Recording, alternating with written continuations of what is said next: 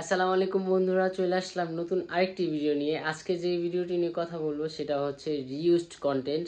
এটা বর্তমান সময়ের অনেক বড় একটা সমস্যা হচ্ছে ছোট ছোট কন্টেন্ট ক্রিয়েটরদের জন্য, যারা একেবারে নতুন, বিশেষ করে তাদের জন্য।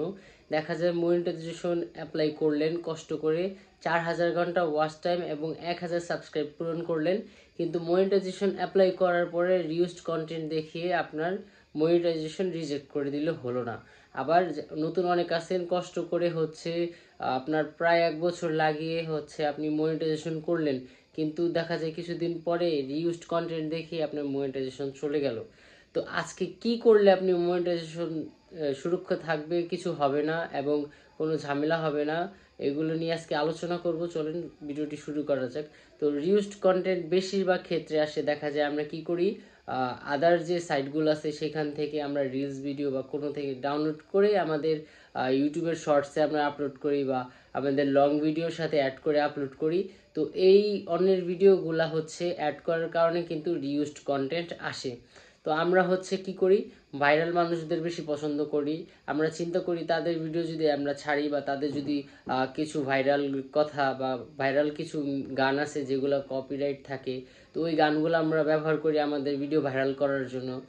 তো দেখা যায় যদি ভিডিওটা ভাইরাল হয়ে যায়, কি করি আমরা, নিজস্ব কন্টেন্ট না দিয়ে ওই ভিডিওর সাথে আমরা মনিটাইজেশন অ্যাপ্লাই করে দিই। ইউটিউব কিন্তু সব কিছুই বোঝে।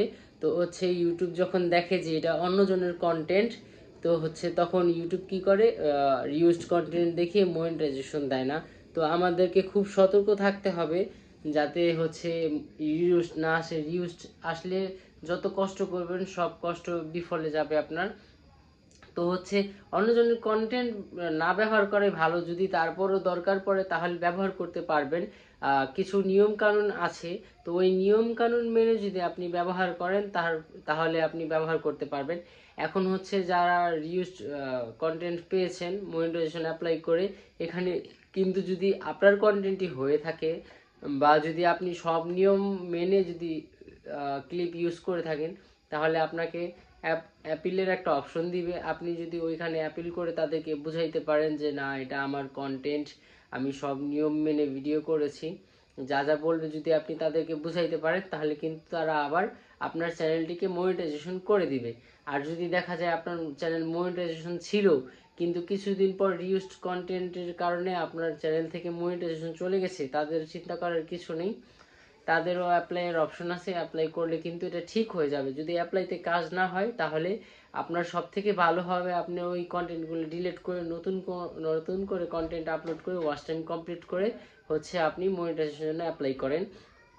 তো আপনারা হচ্ছে অন্যের ভিডিও ব্যবহারের ক্ষেত্রে খুব সাবধান থাকবেন, নাইলে কিন্তু আপনার চ্যানেলের ইউজড কন্টেন্ট চলে আসবে। আজকের ভিডিও এই পর্যন্তই।